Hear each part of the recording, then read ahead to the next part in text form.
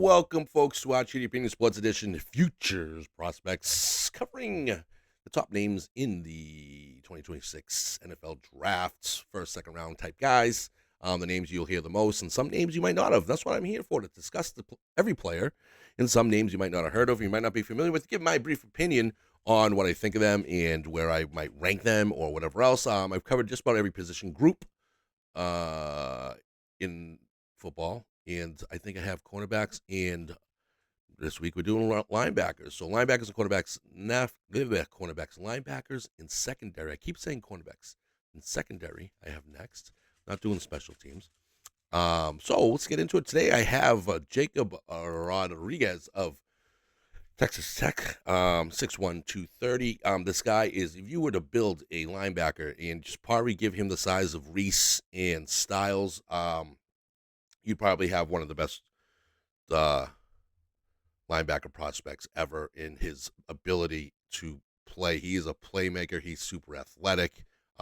He plays bigger than he is. I mean, for us everyday people, 6'1", 230 is a monster amongst normal men, but in the NFL field, he might be a little bit small. Being a former quarterback, he understands defenses, understands plays, understands what's going on. He is literally all over the place. And I'm sorry, I got to put his highlights on.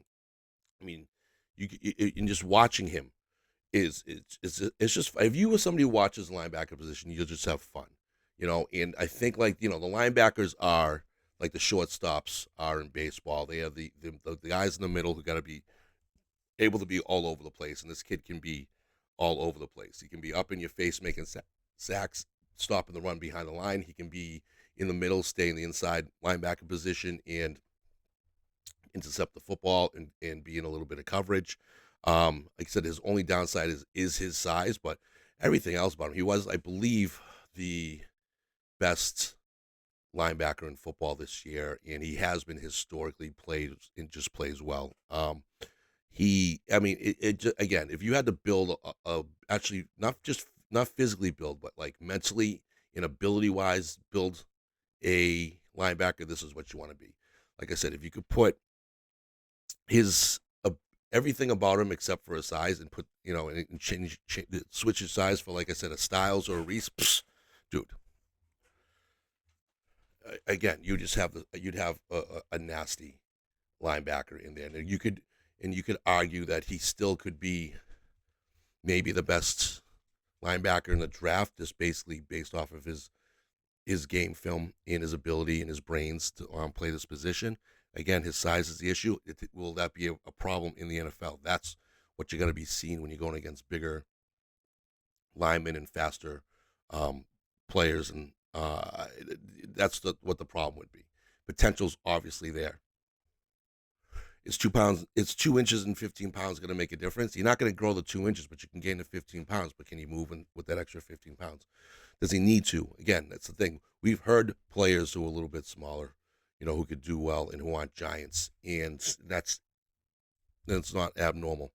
So I mean, if you want a linebacker's linebacker, the one, if you were to sit there and say this is what a linebacker should be. I'm not talking about the outliers and the exceptions to the rules like the Ray Lewises or anything, or even maybe the Luke Kuechly's. Those were bigger guys, but again, when you have just pure talented guys and who can probably figure out the game really well and has the brains to do it, this would be one of those guys. Again, he plays bigger than he does, and he's all over. Look up his highlight reels. He's definitely worth the watch, and he wouldn't be a bad pick. He probably won't be, maybe, mid-second rounder, depending on what's going on in the first round. Linebackers are pretty deep this year. You have your exceptional guys, the Styles, the Reeses, maybe even the Gold Days and things, those people. But Anthony Hill as well, excuse me. And then after that, it's kind of left a little bit open. So depending on what your team needs and what, you don't hear a lot of need on the the linebacker side, as far as people saying I got to get this guy, I got to get that guy, with the exception of maybe Arvil Reese, because he plays down the line so well too. So, but that's my brief input on Jacob Rodriguez. But I suggest you look him up. He's a fun kid to watch play for sure. But folks, thank you. Check out my other videos and other position groups and whatever else. And eventually we're gonna get to the covering each team what they might need for the first round, and that's really it. Give my shitty input on that stuff too. So, folks, thank you for watching. Until next time, we'll see you later.